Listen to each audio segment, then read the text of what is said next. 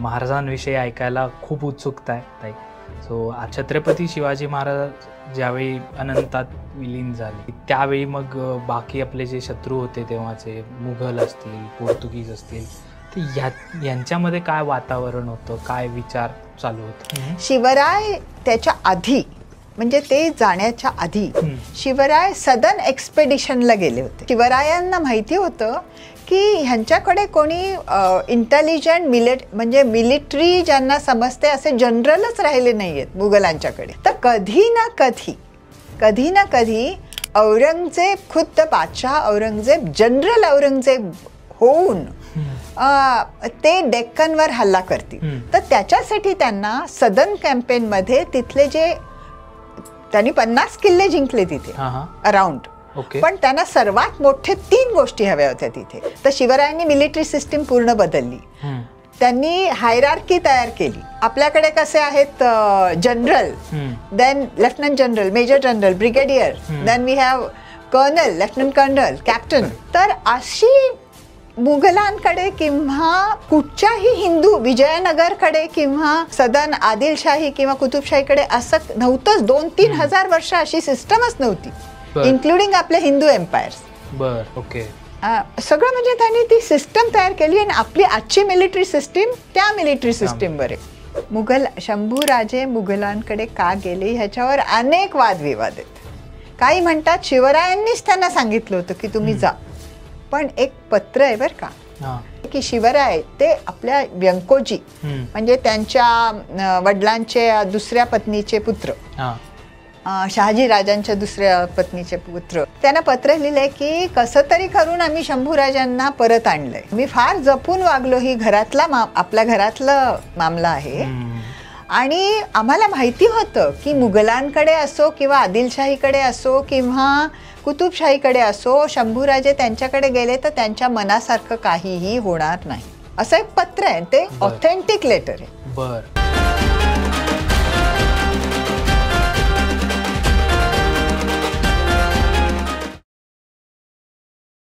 कॉस्मोस्टार media present sweet टॉकच्या आजच्या पॉडकास्टमध्ये तुमच्या सगळ्यांचं मनापासून स्वागत. मागच्या आपल्या शिवाजी महाराजांचा, छत्रपती शिवाजी महाराजांच्या पॉडकास्टला तुम्ही एवढा छान रिस्पॉन्स दिलात आणि तुम्ही खूप कॉमेंट्स केल्या होत्या की आम्हाला छत्रपती शिवाजी महाराज, छत्रपती संभाजी महाराज यांच्याविषयी ऐकायला आणि पॉडकास्ट बघायला खूप आवडेल. सो तुमच्यासाठी म्हणून आम्ही अजून एक पॉडकास्ट घेऊन आलेलो आहोत आणि तो पण संभाजी महाराजांच्या रिलेटेड, धर्मवीर छत्रपती संभाजी महाराजांच्या रिलेटेड. आणि त्यासाठी आज आपल्यासोबत आहेत मेधाताई देशमुख भास्करन. ताई, तुमचं खूप खूप स्वागत आमच्या पॉडकास्टवर आणि आमच्या प्रेक्षकांना थोडीशी तुमची ओळख करून द्या. थँक्यू सोहम, मला तुम्ही इकडे बोलवलंत. आणि आधीच सांगते, मी मराठीत बोलण्याचा पूर्ण प्रयत्न करीन, पण कधी कधी मध्ये इंग्लिश शब्द आले तर मला क्षमा करा, कारण त्याचे भाषांतर मला अजून माहिती नाही. काय ओके.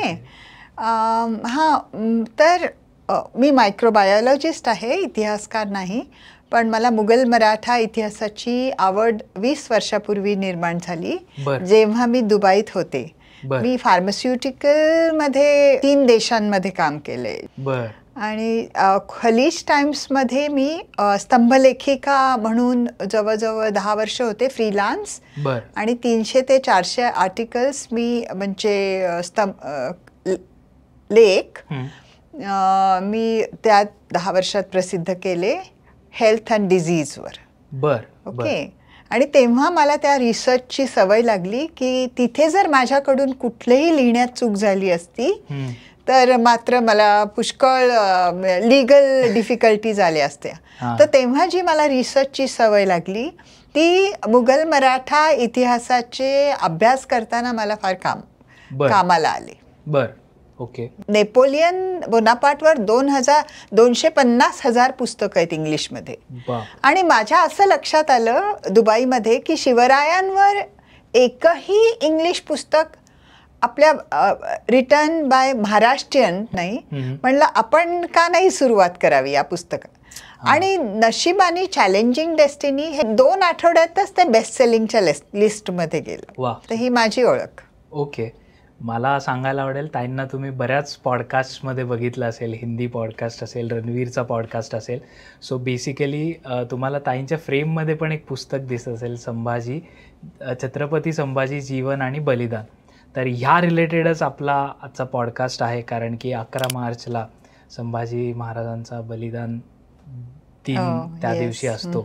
सो त्याच आठवड्यात आपण हा रिलीज करतोय, त्यामुळे महाराजांविषयी ऐकायला खूप उत्सुकता आहे ताई. सो आजचा आपला पॉडकास्ट सुरू करूयात. तर पॉडकास्टच्या म्हणजे सुरुवातीलाच मला हे सांगायला आवडेल की आम्ही जे बोलणार आहोत, आम्ही ज्या गप्पा मारणार आहोत, या जास्त करून युद्धनीती, डिप्लोमसी आणि संभाजी महाराज असतील, शिवाजी महाराज असतील, यांची विचारसरणी ह्या रिलेटेड आम्ही जास्त गप्पा मारणार आहोत. अदर दॅन आपण काय म्हणतो इमोशनल जास्त न जाता आपण त्यांची युद्धनीती कशी होती, त्यांचं ओव्हरऑल स्वराज्याकडे बघण्याचा, हिंदवी स्वराज्याकडे बघण्याचा पर्स्पेक्टिव्ह कसा होता, याविषयी आपण बोलणार आहोत. सो ताई, आपण सुरू करूयात आजचा पॉडकास्ट. आणि मला सुरुवातीलाच हे विचारावं असं वाटेल की छत्रपती शिवाजी महाराज ज्यावेळी अनंतात विलीन झाले, तर त्या काळी नक्कीच मराठ्यांसाठी तो एक काळ खूप अवघड असेल. आणि त्यावेळी मग बाकी आपले जे शत्रू होते तेव्हाचे, मुघल असतील, पोर्तुगीज असतील, तर यांच्यामध्ये काय वातावरण होतं, काय विचार चालू होते? तुमच्या प्रश्नाचं उत्तर द्यायच्या आधीची गोष्ट मी सांगते. ओके, शिवराय त्याच्या आधी, म्हणजे ते जाण्याच्या आधी शिवराय सदन एक्सपेडिशनला गेले होते. बर. की त्यांना माहिती होतं की कधी काळी ती, हे पहा, औरंगजेब नी पहिले पाठवलं होतं शाहिस्ते खान, त्याच्यानंतर त्यांनी मिर्झा राजे जयसिंग. त्यांना एवढं पूर्ण डेक्कन घेता आलं नाही. तुम्हाला माहिती आहे कशी फजिती झाली शाहिस्ते खानची.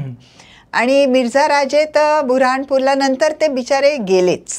एवढा महान राजपूत योद्धा, general of the Mughal army. तर त्याच्यानंतर डेक्कन घेण्यासाठी शिवरायांना माहिती होतं की ह्यांच्याकडे कोणी इंटेलिजंट म्हणजे मिलिटरी ज्यांना समजते असे जनरलच राहिले नाही आहेत मुघलांच्याकडे. जे आहेत ते लाच घेणारे, लाच खाऊ, ऐशारामी असेच आता जे काही जनरल आहेत मुघलांच्याकडे. तर कधी ना कधी औरंगजेब, खुद्द बादशाह औरंगजेब, जनरल औरंगजेब होऊन ते डेक्कनवर हल्ला करतील.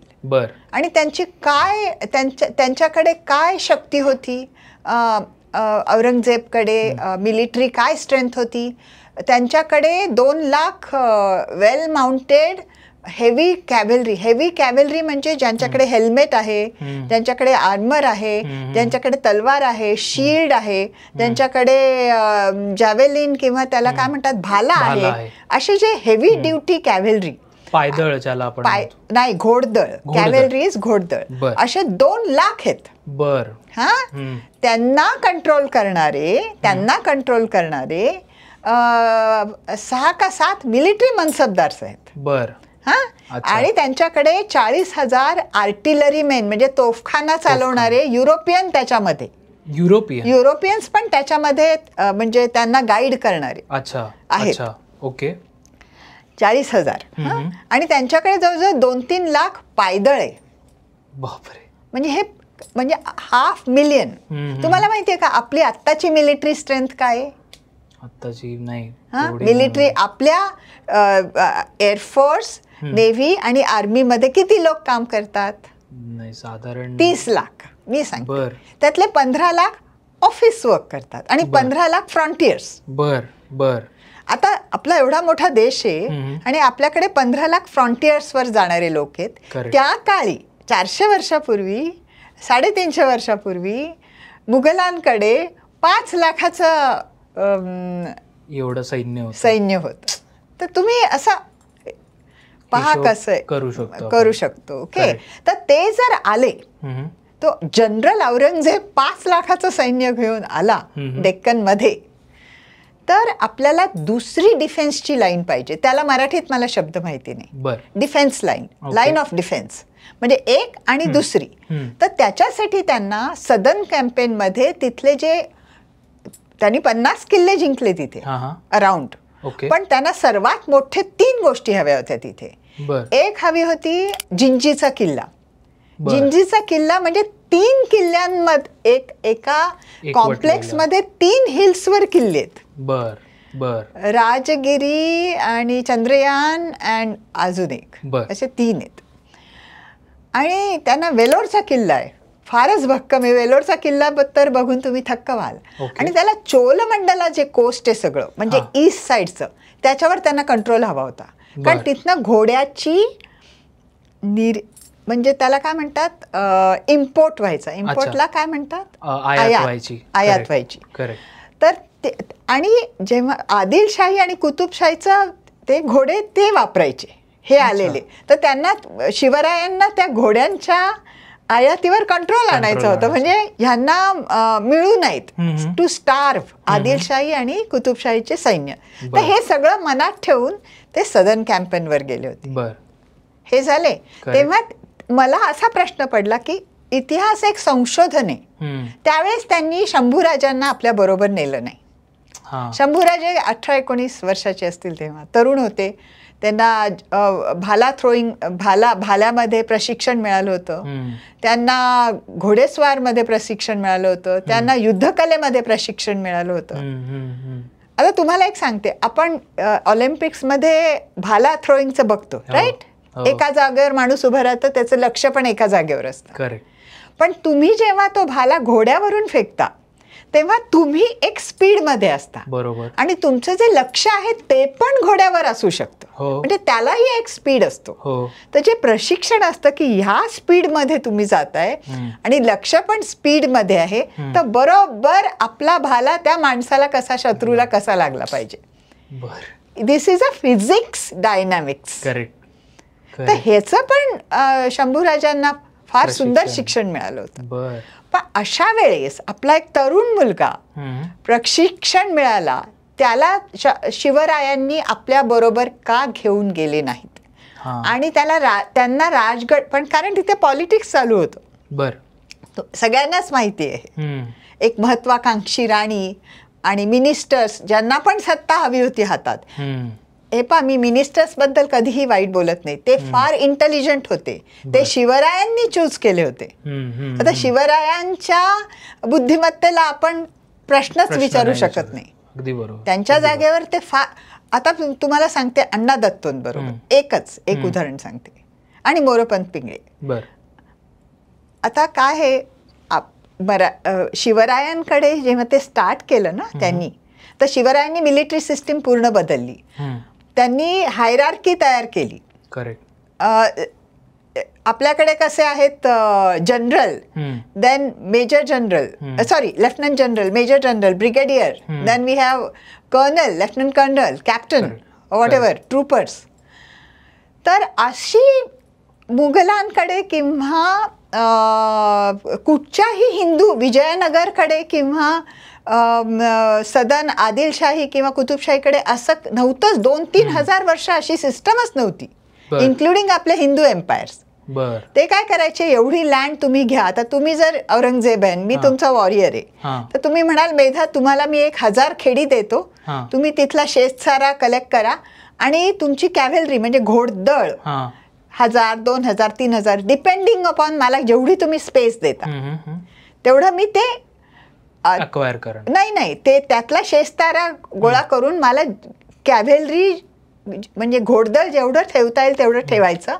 आणि तुम्ही एम्परर, आणि तुम्हाला कुठे स्वारी करायची असेल तर तुम्ही मला बोलवून घेणार आणि मी त्या घोडदळासकट यायचं. ओके, असं. म्हणजे असे 6000 मनसबदार होते. आणि मनसबदार मुघलांकडे होते, आपल्याकडे जागीरदार्स होते, विजयनगरमध्ये नायक्स होते, आणि अगदी जुने आपले जे हिंदू किंगडम होते त्यात भोजराज होते, आणि ब्रिटिश म्हणजे इंग्लिश लोकांकडे तेव्हा फ्युडल लॉर्ड्स होते, म्हणजे त्यांच्याकडेही जमीनदारी सिस्टीम होती. पण शिवरायांनी ते चेंज केलं. त्यांनी मिलिटरी सिस्टम बदलली, हायरार्की निर्माण केली. दिस इज हिज, म्हणजे हे तर तुम्हाला मराठीत कसं सांगू, त्यांची बुद्धिमत्ता मला E=mc² प्रमाणे वाटते. त्यांनी काय सुरुवात केली, त्यांनी पहिले सरनौबत, देन पंचहजारी, देन हजारी, then Jumledar, and then Havaldar, and then, you know, under him 5 troopers. बर. Spy network collected to this. Okay. सगळं म्हणजे त्यांनी ती सिस्टम तयार केली आणि आपली आजची मिलिटरी सिस्टीम त्या मिलिटरी सिस्टीमवर आहे. ओके. ह्यामध्ये असं आहे एक की प्रत्येक रँक होल्डरला शिवरायांच्या ट्रेझरीकडनं पगार जायचा. अच्छा. आता त्यांच्याकडे शेवटी 30,000 घोडदळ, 40,000 पायदळ आणि जवळजवळ काही आर्टिलरी, शिबंदी, त्याला गॅरिसन म्हणतात. आणि नंतर त्यांचे जे वतनदारांनी त्यांनी थोडी पॉवर कमी केली आणि आपली रेव्हेन्यू सिस्टीम तयार केली. हे जे 1-1.5 लाख लोक होते त्यांना पौर्णिमेच्या दिवशी पगार का, एक दिवस धरा, मी आता पौर्णिमा म्हणते, आय थिंक इट वॉज पौर्णिमा, दर पौर्णिमेच्या दिवशी पगार पोचता केला पाहिजे. तो कसा केला पाहिजे? जेव्हा तुम्ही शेतसारा गोळा करता हे अण्णा दत्तू करायचे सगळं. अच्छा. किती इंटेलिजंट असले पाहिजे. खरं. म्हणजे एखाद्याला वाईट म्हणावं, किती वाईट म्हणावं नाही, ते पण ते शिवरायांचे होते. त्याच्या पुढे काय पॉलिटिक्स झाले ते सोडा. करेक्ट. आणि मोरोपंत पिंगळे आर्किटेक्ट होते. प्रतापगड त्यांच्या बुद्धिमत्तेतून निर्माण झाले. सगळे किल्ले काही शिवरायांनी बांधले नाहीत. मोस्ट ऑफ द किल्ले म्हणजे बरेचसे किल्ले त्यांनी एक्वायर करून त्यांचं रिपेअरिंग केलं, डागडुजी केली.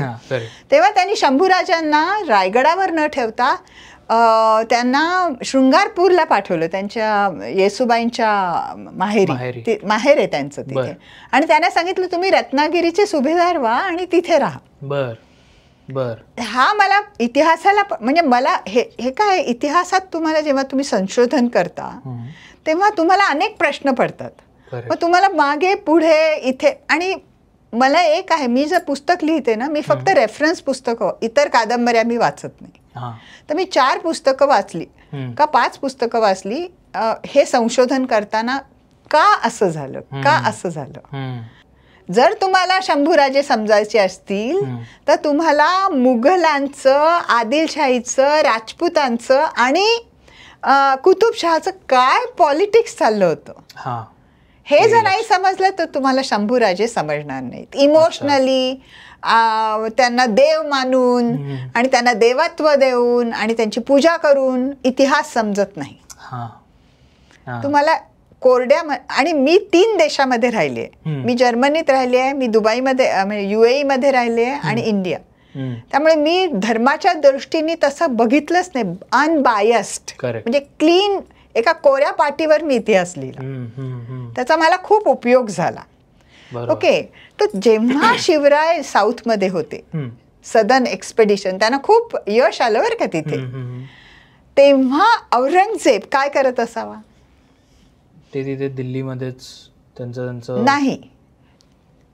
हे पहा, मेवाडचा जो राठोड घराणं होतं ते मनसबदारीच्याच म्हणजे ते मुघलांसाठीच काम करत होते. आपण वाचलंय ना जसवंत सिंग राठोड, महाराजा जसवंत सिंग राठोड, ते मेवाडचे राजे. पण ते मुघलांसाठी किती वर्ष काम करत होते नाही का. जसवंत सिंग राठोडचं ते आग्रा भेटीतलं पण ते नाट्य तुम्हाला माहिती आहे. तर ते पण मारवाड जे होतं, जिथे राणा प्रतापांचं जे घराणं होतं, नाही sorry, Marwar is Rathore and Mewar is Rana Pratap, Maharana Pratap. I always get confused. तर राणा प्रतापांचं घराणं काही औरंगजेबा पुढे झुकलं नव्हतं, राणा घराणं.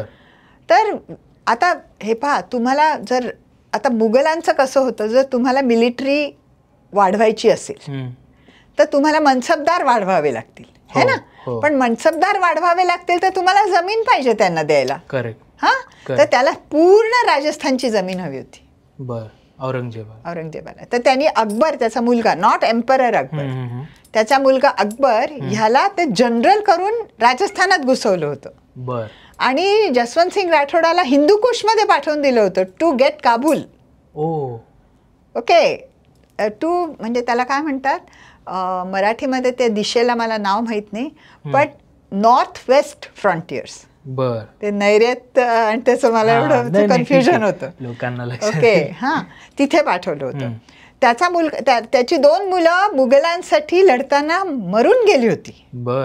तर त्याचा एक मुलगा होता पृथ्वी नावाचा. तो शंभूराजांसारखाच होता, व्हेरी हँडसम, एकदम. त्याला पण स्वातंत्र्य हवं होतं, दिसायला छान आणि परत व्हेरी फ्रँक, आगा पिछे कुछ नाही. तर त्याला त्यांनी बोलवलं आपल्या दरबारात दिल्लीला खास, आणि त्याला ते वस्त्र देतात ना मानाची, ती मानाची वस्त्र आधी एका देवी आलेल्या माणसाला घातली होती आणि ती त्याला दिली पृथ्वीला. तर पृथ्वी स्मॉलपॉक्सनी मरतो. आणि ती बातमी ऐकून जसवंत सिंग राठोड तिथेच दम तोडतो हिंदुकुश माउंटन मध्ये. त्याचा श्वास हिंदुकुश माउंटन मध्येच विलीन होतो. तर त्याचा जो दुर्गादास आहे, त्याचा राईट हँड, त्याच्यावर अत्यंत प्रेम करणारा, ज्याचे अजूनही पोवाडे गायले जातात राजस्थानमध्ये, तो फार दुःखी होतो. तो म्हणतो हे खरं नाही. तो अकबरला सांगतो, अकबर राजस्थानात आलेला असतो ना, जनरल अकबर, त्याला सांगतो की आपण आता तुझ्या वडिलांविरुद्ध लढलं पाहिजे. कारण हे इतकं हिंदूंचा द्वेष आणि इतकं ती जमीन आम्हीच तुम्हाला मदत केली एवढी वर्ष, आणि आता तुम्हीच आम्हाला. हे शिवरायांनी आधीच माहिती होतं की तुम्ही कितीही जीव लावून जरी बादशाह औरंगजेबला मदत केली तरी शेवटी तो तुमचा जीव, तुम्ही त्याच्या विरुद्ध जा किंवा त्याच्या सोबत राहा, तो तुमचा जीव घेण्याचा प्रयत्न करा. औरंगजेब पण सारखा राजस्थानमध्ये जायचा, पण तो जेव्हा दिल्लीला येतो, एकदा त्याला जामा मस्जिद मध्ये जायचं होतं. त्यांनी जिझिया टॅक्स लावला होता हिंदूंवर. जिझिया टॅक्स म्हणजे काही साधा सुद्धा टॅक्स नाहीये. तर म्हणजे तुम्हाला रांगेत उभावं लागतं. तुम्ही काही घरचं कोणी सर्वंट आहे काय कामवाला आहे त्याला नाही पाठवू शकत. यू हॅव टू गो.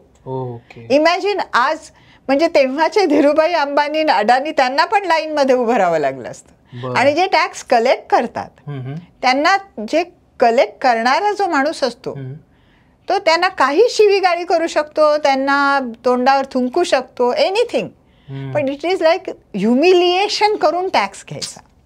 त्यामुळे सगळ्या हिंदूंचा रिव्हॉल्ट झाला होता. ते जामा मस्जिद आणि रेड फोर्टला मधला रस्ता पूर्ण हिंदूंनी भरून गेला होता. तेव्हा औरंगजेबाच्या हत्ती चालले होते. औरंगजेब म्हटलं कुचलो, त्यांना कुचलून टाका.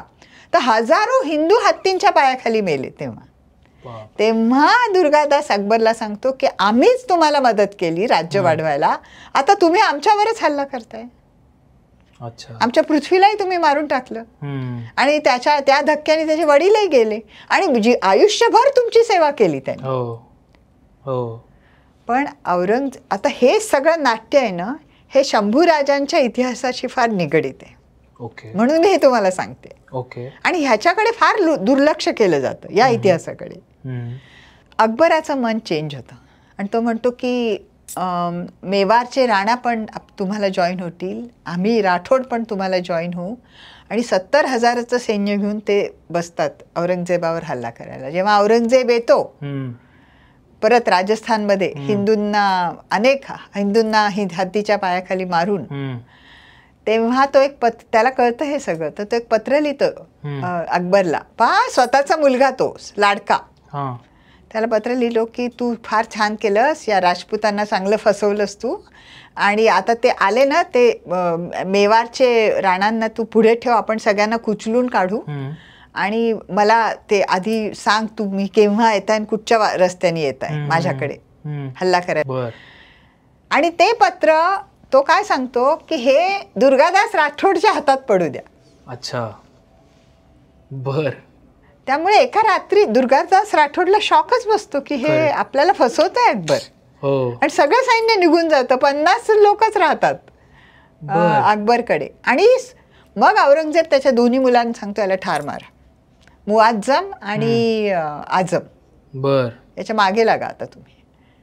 आणि राजपूत, आणि हा राजपूतांकडे गेला तर राजपूतही याला मारून टाकतील. हा एकटाच राहतो त्या डेझर्टमध्ये, म्हणजे त्या वाळवंटात. शेवटी दुर्गादासला आपली चूक कळते आणि तो येतो आणि याला सेव्ह करतो अकबरला. तर अकबर म्हणतो आता आपण कुठे जायचं, तर दुर्गादास म्हणतो आपण, तेव्हा शंभूराजे छत्रपती झाले असतात, आपण छत्रपतींकडे जायचं, ही पुढची गोष्ट आहे. पण हे सगळं तेव्हा भारतामध्ये हे सगळं गोष्टी चालू होत्या. अच्छा, आत्ता आपण जस्ट उल्लेख केला की तेव्हा छत्रपती संभाजी महाराज छत्रपती झालेले होते नव्हते, आत्ता आत्ता पुढे होणार होते झाले होते ऍक्च्युली. हां, तर मला त्याच विषयी विचारावं असं वाटेल की महाराजांनंतर छत्रपती शिवाजी महाराजांनंतर जसं तुम्ही उल्लेख केला की महत्त्वाकांक्षी राणी आणि तसं म्हणायला गेलं टेक्निकली तर त्या राणींचेच भाऊ म्हणजे सरसेनापती हंबीरराव मोहिते. पण त्यांनी छत्रपती राजाराम महाराजांचा म्हणजे त्यांच्यासोबत न राहता किंवा त्यांना पाठिंबा न देता छत्रपती शंभूराजांना पाठिंबा दिला. तर ह्या मागे मग काय गोष्ट फारच इंटरेस्टिंग आहे. हां, तर ह्याचा पण शोध घ्यायला मला काही महिने लागले बरं का. हां, आणि मग ते कादंबरी स्वरूपात मांडायला अजून काही महिने लागले. ओके. शिवराय आले सदर्न कॅम्पेनमधनं, त्यांची एकदाच भेट झाली शंभूराजेंबद्दल बरोबर. ते म्हणजे मुघलांकडनं शंभूराजे परत आल्यावर. आणि ते मुघलांकडे का गेले हा पण एक इतिहासातला प्रश्न आहे. शंभूराजे मुघलांकडे का गेले ह्याच्यावर अनेक वादविवाद आहेत. काही म्हणतात शिवरायांनीच त्यांना सांगितलं होतं की तुम्ही जा आणि त्यामुळे थंड ठेवा. पण एक पत्र आहे बरं का. आणि हे जे पत्र आहे हे जे सर गजानन मेहेंदळे यांनी पुस्तक लिहिलंय Shivaji and his life and times, Bhagavad Gita of Shivray. इतकं ऑथेंटिक आहे ते. त्यांच्या काहीतरी 400 का 500 पानांच्या मध्ये त्यांनी हे लेटर दिले की शिवराय ते आपल्या व्यंकोजी म्हणजे त्यांच्या वडिलांचे दुसऱ्या पत्नीचे पुत्र, शहाजी राजांच्या दुसऱ्या पत्नीचे पुत्र, त्यांना एक पत्र, त्यांचा कॉरेस्पॉन्डन्स चालायचं बरं का बराचसा या दोन भावांचा. त्यांना पत्र लिहिलंय की कसं तरी करून आम्ही शंभूराजांना परत आणलंय. आम्ही फार जपून वागलो, ही आपल्या घरातलं हे मामला आहे. आणि आम्हाला माहिती होतं की मुघलांकडे असो किंवा आदिलशाहीकडे असो किंवा कुतुबशाहीकडे असो, शंभूराजे त्यांच्याकडे गेले तर त्यांच्या मनासारखं काहीही होणार नाही. त्यांना आम्ही फार जपून परत आणलंय आणि त्यामुळे आता आमचं आपण आपल्या घरात शांतता आहे. असं एक पत्र आहे, ते ऑथेंटिक लेटर आहे. है ना. पण ताई म्हणजे आता ह्या पत्रावरून असा पण एक विचार होऊ शकतो का की ज्यावेळी आग्र्याचा तो जो एक इन्सिडेंट झाला होता, महाराज सुटले होते तिथून, तर त्यावेळी ते एकटेच आले होते, शंभूराजे मथुरेत होते आणि तेव्हा महाराजांनी इथे त्यांचं 10वा 13वा वगैरे सगळा केला होता, कारण की मुघलांना कळायला नको की शंभूराजे सुखरूप आहेत. सो अशा पद्धतीने पण काहीतरी विचार असू शकतात असं वाटतं असू शकतं ना. आता तुम्ही म्हणजे मला तर टाइम मशीन मध्ये जाऊनच 17व्या शतकात जावं लागेल ते पाहायला.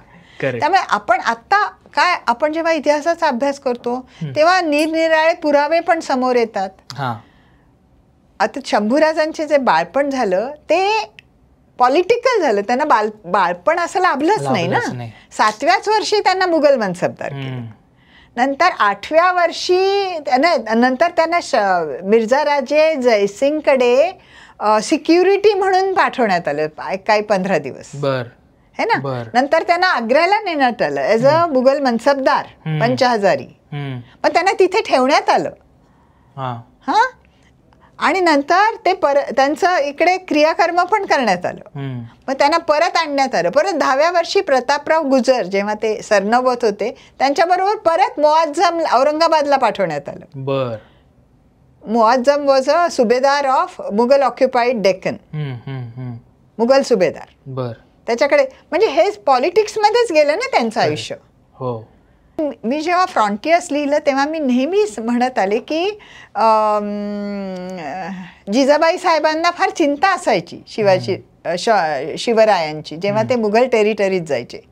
आग्र्याला ते गेले तेव्हा त्या पूजाच करत होत्या प्रत्येक वेळेस की माझी मुलं नीट येऊ देत. तर जेव्हा मी असं लिहिलं तर अनेक म्हणाले की ते वीरमाता होत्या, त्यांना चिंता नव्हती. म्हटलं त्या आधी माता होत्या मग वीरमाता होत्या है ना. असं आहे. तर शंभूराजांचं पूर्ण बाळपण पॉलिटिक्समध्ये गेलं. आणि ते का मुघलांना मिळाले, त्यांच्या मनामध्ये काय विचार आले तर अनेक प्रश्न आहेत. त्यांना सदन कॅम्पेनमध्ये का नाही नेलं, ते मुघलांना दिलेर खानला जाऊन का मिळाले, नंतर हंबीररावांनी त्यांची बाजू का घेतली, हे सगळे जे इतिहासातले बिंदू आहेत ते जोडायला मला अनेक 2-3 वर्ष लागले. यु नो, असं अशा आहे. आणि मला इथे सांगावं असं वाटेल की कालच पुस्तकाचा प्रकाशन सोहळा झाला आणि तिथे म्हणजे बलकवडे दादांनी एवढं छान सांगितलं की आत्ता आपण जो हा इतिहास बघतोय हा फक्त शिवाजी महाराजांचा जो पत्रव्यवहार चालायचा तर 350 फक्त पत्र आहेत आत्तापर्यंत मिळालेली, त्याच्यावरून उलगडलेला हा इतिहास आहे. आणि जसं तुम्ही सांगितलं की नेपोलियनचे किती पत्र व्यवहार मिळाले, दप्तर आपण ज्याला म्हणतो. सो त्यामुळे हा इतिहास जो आहे हा वेगवेगळ्या पद्धतीने अजून उलगडायचा आहे. सो त्या पद्धतीने ताईंचं लिखाण चालू आहे. सो पुढे जाताना आता मला हे विचारावं वाटेल की मग हंबीररावांचा प्रश्न होता ना तुमचा. हंबीररावांचा प्रश्न. आता हंबीरराव हे एक माझं एक 2-3 वाक्य सांगते माझ्या या पुस्तकातली की शिवराय एकदा हंबीररावांना आठवतात. शिवराय गेल्यानंतरची गोष्ट ही. त्यांना कळतं की आपली बहीण रामराजेंच्या पाठीमागे उभं राहायला सांगते, कारण जिथे मिलिटरी ती शक्ती है ना. आणि ते सांगतात की शंभूराजे मुघलांकडे जाऊन परत आलेले आहेत, म्हणजे ते डिफेक्टर आहेत, त्यामुळे त्यांच्यावर विश्वास ठेवणं शक्य नाही. तर तुम्ही रामराजेंना पाठिंबा द्या. तेव्हा होते शंभूराजे 22-23 वर्षाचे आणि रामराजे असतील 9-10 वर्षाचे. अच्छा. आणि त्यावेळेसच हंबीरराव मोहितेंना, सरनौबत मोहिते म्हणते मी त्यांना, ते मला जास्त छान वाटतं. सरनौबत मोहित्यांना माहिती होतं की त्यांना आठवतं शिवरायांशी त्यांचं काय बोलणं झालं होतं. तर शिवराय त्यांना एकदा विचारतात की तुम्ही सैनिक कसा सिलेक्ट कराल, कसा सिलेक्ट कराल सैनिक. साधा प्रश्न आहे, प्रश्न साधा आहे. सैनिक तुम्ही कसा सिलेक्ट कराल. असे 10-12 असतील तर एकालाच कसं तुम्ही निवडाल. तर ते म्हणतात लॉयल्टी.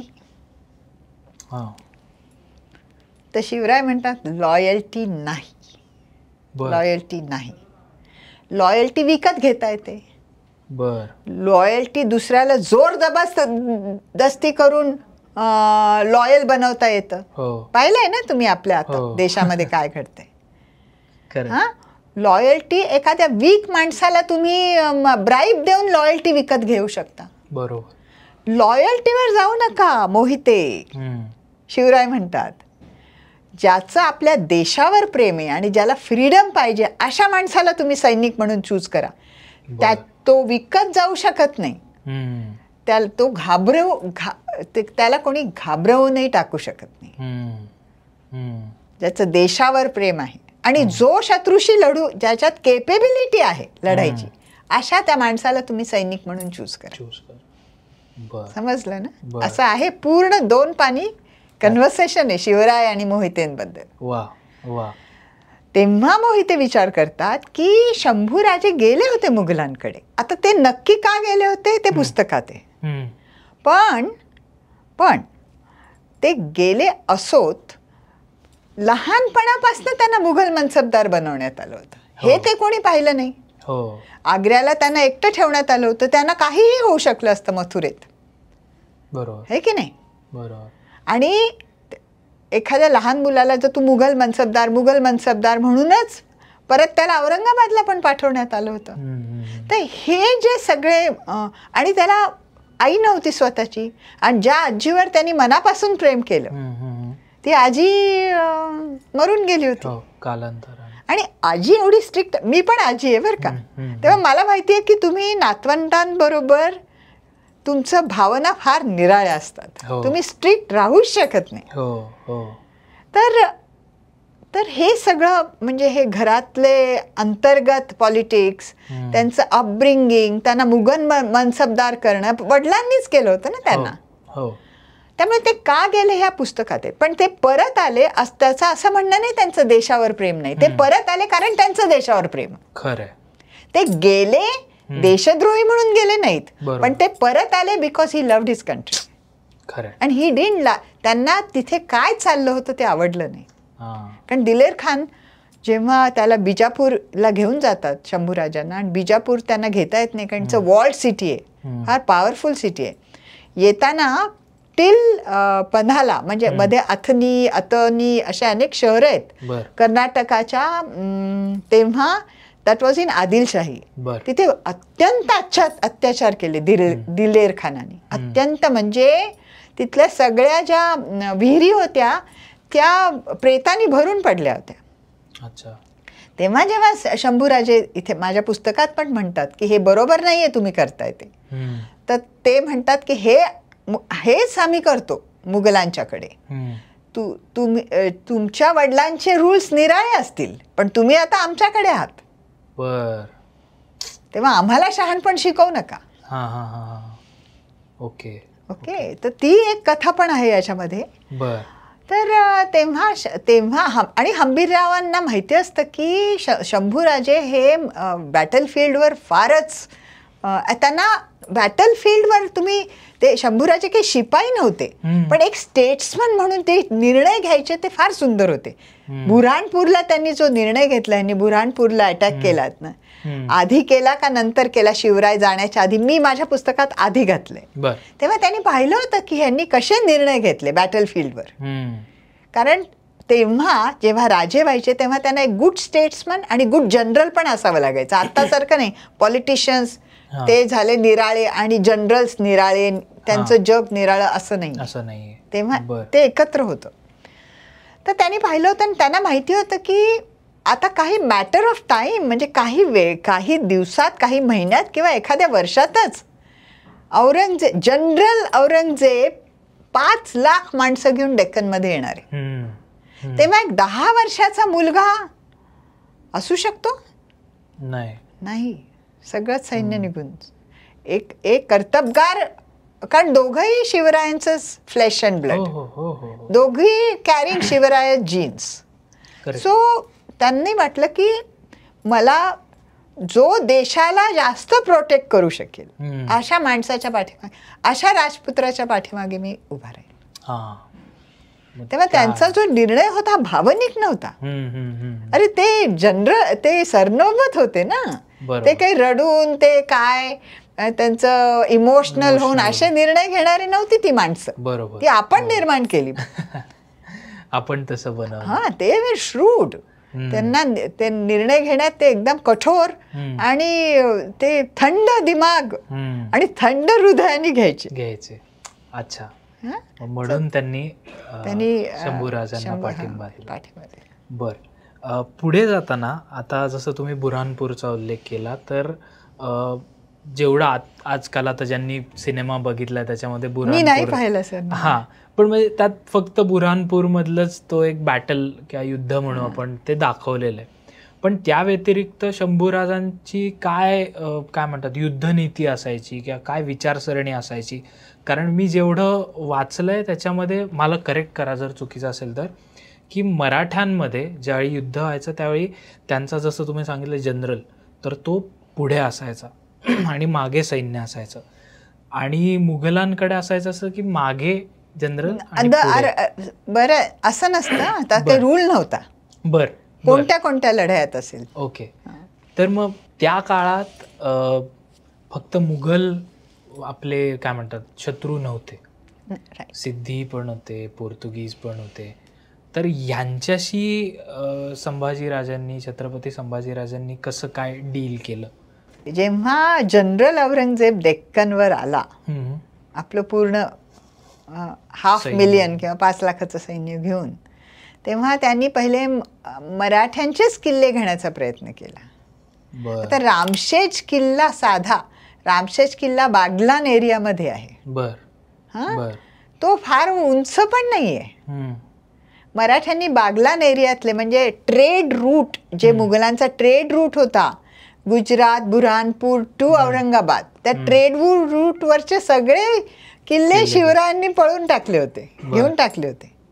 तर ते त्यांना मुघलांना परत हवे होते. तर पहिला त्यांचं जे लक्ष होतं ते बागलांचे किल्ले घ्यायचे. ओके. तर पहिला तो साधातल्या साधा रामशेषचा किल्ला घ्यायचा. तो किल्ला घ्यायला त्यांना 2-3 वर्ष लागली. अच्छा. पण तेव्हा औरंगजेबला लक्षात आलं की मराठ्यांचे किल्ले घेणं म्हणजे आपली पुरी जिंदगी, आपल्या नातवंडांची जिंदगी, त्यांच्या पतवंडांची जिंदगी पण जाईल. अच्छा. 350 किल्ले होते ना. तर कसं काय, म्हणून आपण आधी काय करू की आदिलशाही आणि कुतुबशाही घेऊन टाकू.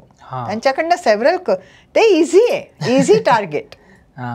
त्याला आता मराठ्यांचे किल्ले घेणं शक्य नव्हतं. तर 350 किल्ले, दर किल्ल्याला 2 वर्ष लागले, किती वर्ष लढवणार तुम्ही? बरोबर. आतापर्यंत या शतकापर्यंत किल्लेच लढवत बसले असते. तर ते म्हणाले की आपण ह्याने पैसे गोळा करून किल्लेदारांना ब्राईब करू. बर. तर त्याचा आणि वतनदारी परत सुरू करू, वतनदारी सगळ्या वतनदारांना परत आणू पैसे घेऊन, त्यांचं सैन्यही आपल्या बरोबर येईल असं त्याच्या मनात. आणि त्याने तो पुरा केला तसा. बर बर. आणि मग म्हणजे संभाजी महाराजांनी यांना कसं? तर तेव्हा शंभूराजे, तेव्हा त्याच वेळेस हे जेव्हा हे सगळं होत होतं तेव्हा मुआज्जम त्याचा मुलगा होता, त्याला सांगितलं की तू 2000 हत्ती घेऊन कोकणात उतर. किती मूर्खपणा पाहते, कोकणात उतरायचं आधी. हत्तींना माउंटनस रिजन मध्ये उतरताच येत नाही, अनेक हत्ती पडून मरतात. त्या हत्ती घोडदळ पायदळ सगळीकडनं उतर. ऐका, आपण पोर्तुगीज तुम्हाला आम्ही सुरतहून, आता तुम्हाला शंभूराजांचं पोर्तुगीजांचं पॉलिटिक्स पाहिजे होतं ते सांगते, तर मी तुम्हाला सुरतवरनं अनेक जहाज पाठवील अन्नाची.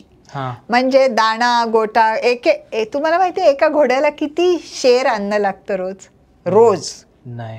नाही ना, 7 शेर. मग तुमच्याकडे जर 10,000 घोडेस्वार असेल तर तुम्हाला किती अन्न लागेल रोज घोड्याला दाणा गोटा करायला?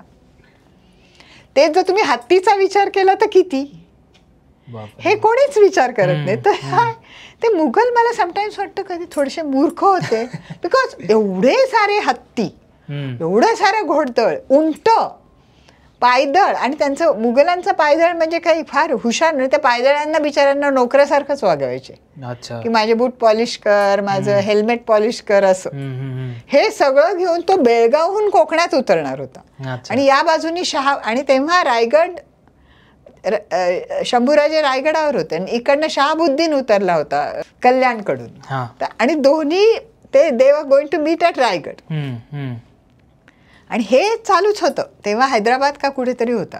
आणि त्याच्यामध्ये प्लेगचा अटॅक झाला बिजापूरवर, हजारो लोक मेले, उंदीर मरून पडले, अनेक औरंगजेबाचे सरदार ब्लाइंड झाले, काय काय भानगडी झाल्या. ही हैदराबादवर पूर आला, त्यांचे संपूर्ण छावणी पाण्याखाली गेली, त्यांच्यावर हजारो संकट आली मुघलांवर. पण ते persisted. They only one mind. I will take away Maratha forts with bribing, म्हणजे त्यांना लाच देऊन आम्ही घेऊ. त्यामुळे मुअज्जमचं काही अशी दुश्मनी नव्हती शंभूराजांवर, पण त्याला वडिलांनी सांगितलं होतं, म्हणजे हाफ हार्टेडली तो चालला होता. तेव्हा मांडोवी नदी आहे पहा तिथे गोव्याचा तवोरा नावाचा त्यांचा गव्हर्नर होता तेव्हा. तर शंभूराजांनी आपलं सैन्य घेतलं, तिकडनं ते यांचे, आणि त्यांच्याबरोबर खंडो बल्लाल पण होते, फार लॉयल होते ते खंडो बल्लाल. आणि हे कोणाचे पुत्र होते? बाळाजी आवजी, ज्यांनी फितुरी केली, त्यांचे हे पुत्र फार लॉयल शंभूराजांना. म्हणजे don't, there are grey areas. हे वाईट म्हणजे हे वाईट असं नाही. ते मांडोवी नदी अशी वाहते आणि इकडे पोर्ट आहे, त्या पोर्टमध्ये सगळे जहाजं येतात, म्हणजे मुघलांच्या खाण्याची जहाजं पण येत होती, म्हणजे पोर्तुगीज मुघलांना मदत करत होते. CI politics. तर तवोरा गोव्यात राहायचा आणि ती नदी, आणि इकडे गोव्याचा किल्ला होता छोटासा, त्याचं नाव मला आठवत नाही. तर त्या किल्ला, दॅट्स अ पोर्तुगीज नेम. तर त्या किल्ल्यावर थोडीशी शिबंदी होती पोर्तुगीजांची. तर शंभूराजे म्हणतात आपण हा किल्ला घेऊ. काही शिबंदी नाही, काही नाही. 1-2 किल्ले पण घेत ते असे येतात आणि जबरदस्त हल्ला करतात. किल्ल्यावर दारू पिऊन पडले असतात पोर्तुगीज, कारण कोण येणार, हल्ला कोण करणार. पण ते घेतात, तो किल्ला घेतात. तर तवोराला कळते ही बातमी, कारण हे मराठे तिथे जाऊन तोफा गाडून, तर तिथे तवोरा त्या, आणि मांडोवी नदीमध्ये तुम्हाला क्रॉस करताना तिच्यामध्ये तर समुद्राला मिळते ना, तर समुद्राला भरती आली की नदी फुगते. You have to wait. तर तवोरा येतो, त्या फुगलेल्या नदीवरनच येतो आणि तिथे थोडीशी लढाई होते आणि तवोराला गोळी लागते. आणि तो पळून जाताना शंभूराजे नदीत उडी घेतात त्याच्या मागे जायला. बर. आणि त्यांचा पाय घोड्याच्या खोगरीत, इट इज डॉक्युमेंटेड, खोगरीत अडकतो. आणि इमॅजिन, तो घोडाही पाण्यात आणि हेही पाण्यात, आणि अशा तर हजारो लोक पाण्यात वाहून गेले असतात. हे तर शंभूराजांना वाटतं हा माझा अंत. ते आपल्या वडिलांचं स्मरण करत असतील. I don't know, that is not documented in history. तर ते जेव्हा अगदी जाणार तेव्हा हे खंडोबालाल त्यांना सेव्ह करतात. अच्छा, हे माहिती पाहिजे इतिहासाला. वा वा. यु नो, कोणत्याही कास्टचा, कोणत्याही, माझ्या मते, आता अनेक लोक ह्याच्यावर अनेक टीका टिप्पणी करतील, माझ्या मते मराठा म्हणजे मराठी स्पीकिंग. That's it. खरं खरं. And I am a proud Maratha, Marathi speaking. तर तेव्हा त्यांना सेव्ह होतं. पण आता शंभूराजे काय करतात? शंभूराजे, त्यांना माहिती असतं हा महोत्सव येतो, त्यांना माहिती असतं की मुघलांचं दिमाग म्हणजे फुल्ली प्राऊड, कारण त्यांच्याकडे एवढी संपत्ती. कोणी, आता तुम्ही बघा ना, तुमच्या इथे काही ॲक्सिडेंट झाले पुण्याला, खूप श्रीमंत मुलांनी कोणाला कुचललं, काय झालं त्याच्या पुढे केसचं? मला माहिती. हा, ते असतंच एक ना. तसं मुघलांनाही होतं. आपण त्यांना काही दोष देऊ शकत नाही. तर तो येत, तर मग हा काय करतो इकडे गोंधळ, आणि मग तवोरा पण खूप घाबरतो, कारण कधीच गोव्यावर हल्ला झालेला नसतो असा डायरेक्ट. मग शंभूराजे काय करतात, ह्याला गोळी लागते, शंभूराजांना सेव्ह करतो खंडोबालाल, आणि हे परत निघून जातात रायगडला. आता पॉलिटिक्स बघा, इकडनं मुआझम आला की तो थोडा प्राऊड आहे आणि ह्याची जहाजं यांच्याकडे येणार आहेत खाण्याची, तर त्यांनी थोडंसं चूप बसायचं की नाही. तर हे येऊन गोव्याच्या इथे छावणी, त्यांची छावणी म्हणजे राजमहालच त्यांचे, म्हणजे पॅव्हिलियन. तर तो बसलेला असतो, ते शंभूराजे गेलेले असतात. तो मुआझम पत्र लिहितो बरं का तवेराला. तो म्हणतो, आम्ही आलो म्हणून मराठे पळून गेले आणि तुम्ही वाचला, ह्याच्यासाठी तुम्ही आम्हाला एवढा मोठा ट्रिब्यूट आणून द्या. बर. काय जो ट्रिब्यूट असेल तो, पैसे आता मला आठवत नाही. तर तवोरा चिडतो, तो म्हणतो असं आहे काय, मग मी तुमचं खाणंच देत नाही, जा, तुमची जी जहाज येणार आहेत ना ती तुम्हाला देतच नाही मी. बर. काय आता, कसं, I don't know whether what Shambhuraje thought that time, but this happened. आणि त्याच वेळेस कोकणामध्ये अतिवृष्टीमुळे दुष्काळ पडला होता. ओके. हे एवढं मोठं सैन्य घेऊन हा राजगडाकडे जात. शंभूराजे ऑफकोर्स त्यांच्या मनामध्ये काय आलं असेल, पण ते तेव्हा कूल मनाने विचार करतात, येऊ द्या, ते आपलं जेवढं करायचं राजगडाला तेवढं करतात. आणि त्यांना माहिती असतं की हे एवढं म्हणजे एवढं एक प्रचंड सैन्य, ते इथे पोचताच ते 10 लोक राहणार आहेत. ओके. पण ते जेव्हा यायला लागतं सैन्य राजगडाकडे हळूहळू, आणि काय तिथे नद्या आहेत, तिथे असं काही हायवे नाहीये, गडकरी नव्हते तेव्हा हायवे करायला, होते का? नाही. तेव्हा तुम्हाला जंगलात प्रवास, आणि काय ना तिथे काही बिजापूर आणि हैदराबाद सारखी शहरं नाहीयेत, तिथे बिचारे वाड्या आहेत गरीब लोकांच्या, म्हणजे they may be having good life, good food, पण ते काही त्यांच्याकडे पैसे नव्हते एवढे. तर हे कोणावर हल्ला करणार सांगा बरं, कोणावर हल्ला करणार? बिजापूर आणि हैदराबाद तर नाही, तिथे वाड्यांवर हल्ला करणार. आणि वाड्यातलं ते येणार, वाड्यातलं सगळं सोडून पळून जायचे, वाड्या असायच्या ना, तर आपलं सगळं थोडंसं काय आहे ते घेऊन त्यामुळे हे वाड्यात गेले तर वाड्या म्हणजे वाडे नाही, वाड्या त्याच्यामध्ये गेले तर ती कोणीच नसायचं. तर त्याला कळेच ना काय करावं. बरं, दुष्काळात फूड नाही, आणि पोर्तुगीज म्हणाले आम्ही नाही देत तुला अन्न, बस आता काय करायचं. त्यांचे घोडे आणि हत्ती असे म्हणजे इतके हाडं दिसायला लागली त्या ॲनिमल्सची. आणि मग जेव्हा मुआझमला कळतं की 2च दिवसाचा 2-4च आठवड्यांचं आपल्याकडे अन्न उरलंय, आता पोर्तुगीजही आपल्याला अन्न देत नाहीयेत, कारण आपण तिथे शहाणपणा केला, आपण परत जाऊ. मग तो अर्ध्यावरनच ती पूर्ण एवढी मोठी कॅव्हलकेड वळायलाच 2 दिवस लागतात. बापरे, एवढे ते प्रचंड. आता बघा ना, 1000 आणि 2000 हत्ती, 50,000 घोडेस्वार 1 लाख पायदळ आणि प्रत्येक घोडेस्वाराचा पगार 20 रुपये महिन्याला. तर खर्च बघा ना, आमच्या बिचाऱ्या मराठ्यांचा पगार 2-5 रुपये. कारण ते हे लाईट कॅव्हलरी होती ना, ते बिचारे, त्यांना काही तंबू बिंबू नव्हते आमच्या मराठ्यांचे. तर हे ते परत येतात बरं काय का, परत येतात. शंभूराजे राजगडावर, तो शहाबुद्दीन येतो राजगडाच्या 1-2 तोफा उडवतो, महाड जिल्ह्याचं तिथे काहीतरी 1-2 उद्ध्वस्त करतो, लुटतो. पण त्याचं मोठं सैन्य पोहोचतच नाही ना राजगडाच्या पायथ्याशी. ते परत फिरून बेळगावच्या मार्गाने परत जाताना त्यांच्यावर अँथ्रॅक्स बॅक्टेरियाचा अटॅक होतो आणि सगळे हत्ती मरतात. आणि 300 का 400 सगळे मरतात अँथ्रॅक्सने. Anthrax is a dangerous disease. तर तिथे त्यांचे सिम्पटम्स सगळे अँथ्रॅक्स येतात. तर 400-500 लोकांबरोबर मानहानी झालेला, डिफीट झालेला मुआझ्झम परत औरंगाबादला पोहोचतो. तर त्याच्यामध्ये पण हे सिद्धी काय करतात, मुआझ्झम जेव्हा कोकणात असतो ह्याला जहाजं मिळत नाहीत, तर सिद्धी म्हणतात ती जहाजं आमच्याकडे पाठवा, आम्ही तुम्हाला आणून देतो. आणि सिद्धी ती जहाजं पळवून सगळा माल स्वतःच हडप करतात. 10% माल ओनली मुआझ्झमला देतात. म्हणजे सिद्धी कोणाच्याच नसतात, ते त्यांचे. अशी खूप मजा आहे त्याच्यामध्ये, त्या हिस्ट्रीमध्ये. आणि हे पुस्तक वाचताना खरंच खूप काय म्हणतात, थरारक एक थरारकच येतो इतिहास.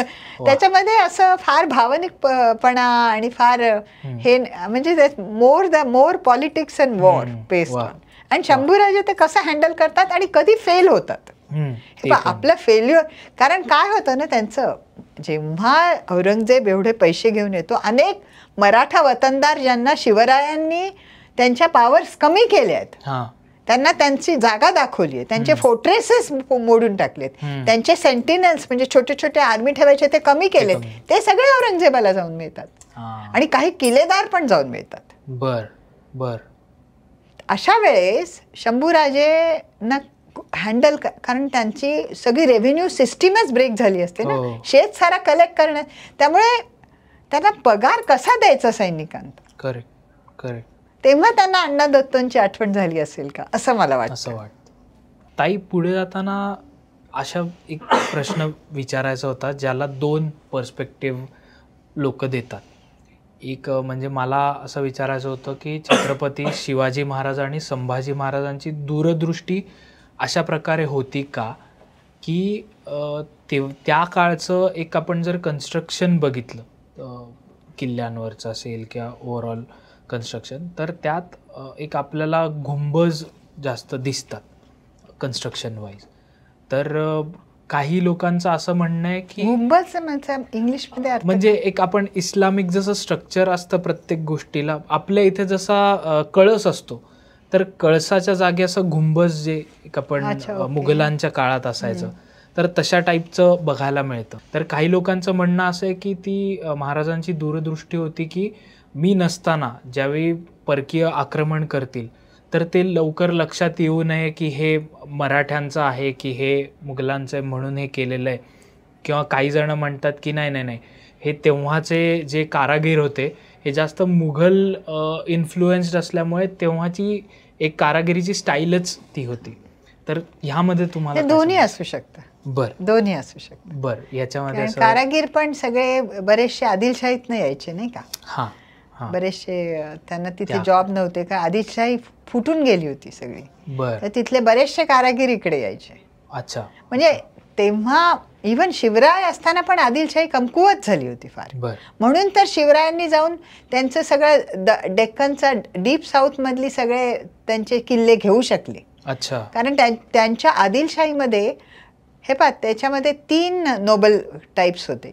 एक होते की अफगाण नोबलमेन, एक होते ते अबिसिनियन्स म्हणजे एम्पायर ऑफ इथिओपिया तिकडनं आलेले, आणि एक होते ते डेक्कनी लाईक अफजल खान. अच्छा. इथेच पैदा झालेले, कन्वर्ट झालेले परहॅप्स.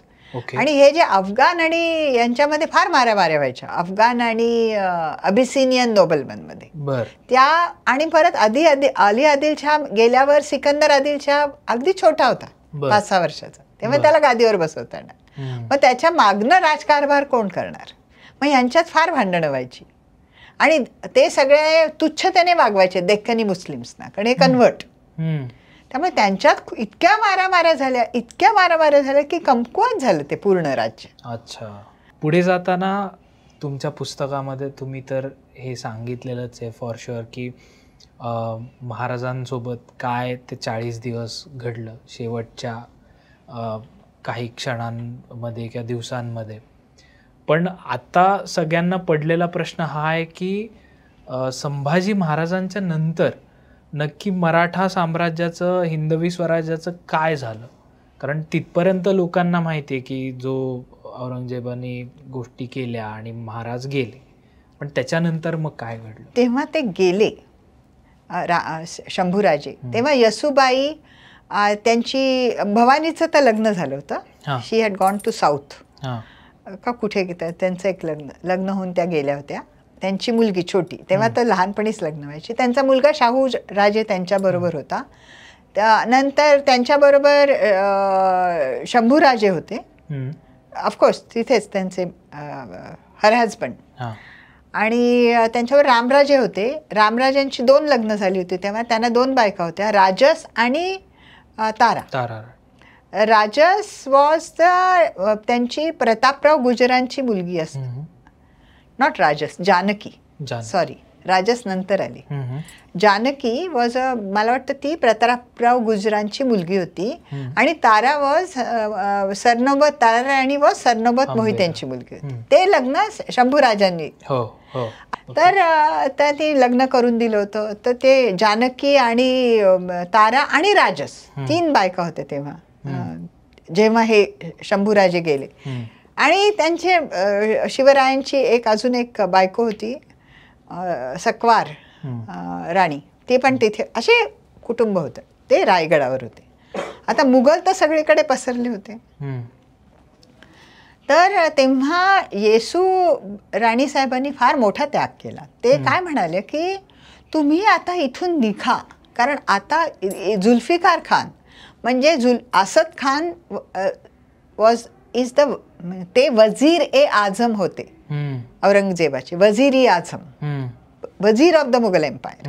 त्यांचा मुलगा, त्यांच्या 30 बायका होत्या आणि त्यांच्या 900 कॉन्क्युबाईन्स होत्या असद खानाच्या. पण त्यांचा पहिल्या पत्नीचा मुलगा Zulfikar, he was a chief of Mughal army.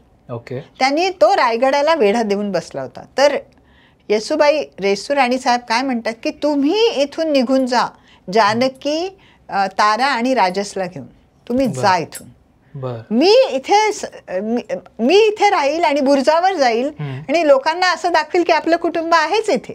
तेव्हा ते सांगतात, तेव्हा रामराजे म्हणतात मी जाणार नाही, तुम्हाला एकटं सोडून मी जाणार नाही. कारण त्याला पण त्याची बहिणी आवडायला लागली असते, फार प्रेमाने वागवलं असतं त्यांना. तर वहिनी म्हणते की मी तुम्हाला सांगत नाहीये, मी महाराणी म्हणून तुम्हाला ऑर्डर देते, निघा. ते नाही म्हणू शकत नाही. मग तेव्हा तिथून ते प्रतापगडला जातात पहिले, मग पन्हाळा मध्ये विशालगड, पन्हाळा देन विशालगड. शेवटी तारा राणीला विशालगडवर, तारा राणी आणि जानकी म्हणते मी नाही सोडणार, तिचं इतकं प्रेम असतं येसूबाईवर. ती म्हणते तुम्हाला जायचं तर जा. प्रतापराव गुजरांची मुलगी ती म्हणते मी वहिनी बरोबर राहणार, कारण ती ते शाहूराजांना नेहमी खेळवायची आणि त्यांच्याकडे राहायची. तर तिचं प्रेम असतं त्यांचं. ती म्हणते मी नाही जाणार, तुम्हाला जायचं तर जा. म्हणजे आता तुम्हाला तर ते नंतर मग ते कसे जिंजीला जातात, मग तिथे जुल्फिकाराचा 2दा हल्ला होतो. मग संताजी आणि धनाजी, संताजी घोरपडे आणि धनाजी जाधव कसे त्यांना रामचंद्र अमात्य येतात, ते साताऱ्याला राहूनच मदत करतात, कारण रामराजे जिंजीला जातात नंतर, तिथे राज्य बसवतात. मग तारा राणी आपलं कसं आपलं मिलिटरी ट्रेनिंग कसं ठेवते आणि मग ते सगळे परत कसे येतात, त्यांचा पराभव होतो दुसऱ्या हल्ल्यामध्ये जुल्फिकाराचा. संताजी घोरपडे का सोडून जातात आणि त्यांचा दारुण मृत्यू कसा होतो, हे सगळं पुढचा इतिहास आहे. तो मी असं एका ह्याच्यात सांगू नाही शकत. खरं यु नो. पण तो इतिहास म्हणजे तो पण अत्यंत काय म्हणतात त्याला, शॉकिंग आहे. ओके. हां. ओके. मग तारा राणी इज ॲक्च्युली म्हणजे शाहू राजे नाही sorry Ramraje is third in line to the throne. Shambhuraje, त्यांचा मुलगा शाहू आणि मग रामराजे. पण Ramraje by destiny's calculations he has to become the Chhatrapati, the third Chhatrapati. Okay. आणि Janaki is his first wife. But she prefer, ती त्यांच्याबरोबर राहण्याचा निर्णय घेते आणि Tara Rani becomes the Maharani of the Chhatrapati. असे ती पुढे म्हणजे डेस्टिनीज क्वीन.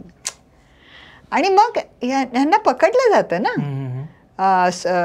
येसू राणीसाहेब, सक्वारबाई, शाहू, अजून ते जानकी, सगळ्यांना पकडून मग औरंगजेबाच्या छावणीत अनेक वर्ष तिथे राहतात ते. ती एक अजून कथा आहे, ती माझ्या तारा राणीच्या पुस्तकात येते, महाराणी तारा. अच्छा. तर तो इतिहास चमत्कारजन्य असा, तो शॉकिंग असा तो इतिहास आहे. आणि forget about Shivrai, forget about Shambhuraje, forget about Ramraje, Tara Rani जे निर्णय घेते ना ते इतके शॉकिंग आहेत बॅटलफील्डवर की मला खरंच कौतुक वाटतं. आणि ॲज अ महाराष्ट्रीयन वुमन मला तिचं म्हणजे आधी मी का नाही वाचलं, म्हणजे मी अजून शूर झाले असते असं मला वाटायचं, यु नो. तर खूपच मला मजा आली तिच्याबद्दल काम करताना. त्या बुकच्या आपण अजून एक पॉडकास्ट करू. That's another story. Yes, definitely. तर ताई, थँक्यू सो मच, तुम्ही आमच्या स्वीट टॉक्स या पॉडकास्टवर आलात. आणि आय एम शुअर लोकांना आजचा आपला पॉडकास्ट खूप आवडला असेल आणि एक थोडा सस्पेन्स पण आपण क्रिएट केला आहे. सो लोक पुस्तकं वाचतील आणि तुमचं अपकमिंग जे आहे बुक तारा राणी, त्याला मराठीत त्याला खूप वेळ लागेल पण आय होप की मी जिवंत असताना नाही नक्कीच येईल आणि आपण त्याविषयी परत एकदा पॉडकास्ट करू. तुम्हाला ओव्हरऑल आज काय कसं वाटलं? मला खूप मजा आली, कारण मराठीतला सिरियस पॉडकास्ट हा पहिलाच आहे. मी अनेक इंग्लिशमध्ये पॉडकास्ट केले, Prakhar ke Pravachan and Ranveer Allahbadia and so many others हिंदीमध्ये केलेत, पण मराठीत पहिलेच आहे. आणि ज्या भूमीमध्ये हे महान लोक जन्माला आले, त्यामुळे मला पण थोडंसं भीती वाटते की मी बरोबर बोलले की नाही. ठीक आहे. नाही, खूप छान तुम्ही सांगितलेत आणि लोकांना नक्कीच आवडेल. ताईंचं हे बुक जर तुम्हाला घ्यायचं असेल तर डिस्क्रिप्शनमध्ये मी लिंक देतो, त्यावर जाऊन तुम्ही हे बुक घेऊ शकता. प्लस ताईंचे जे सोशल मीडिया हँडल्स आहेत ते पण डिस्क्रिप्शनमध्ये आहेत, सो ते पण तुम्ही जा, तिथे फॉलो करा. ताईंना काही प्रश्न असतील तर ते विचारा. आणि ताई, स्वीट टॉक्सचं आमचं रिच्युअल आहे की पॉडकास्ट एंड करताना आम्ही फिस्ट बम्पने पॉडकास्ट एंड करतो. आणि आजचा आपला टॉपिक शंभूराजांचा. माझ्याकडे मराठ्यांची शक्ती आहे. येस. ओके, चलो, थँक्यू सो मच. थँक्यू.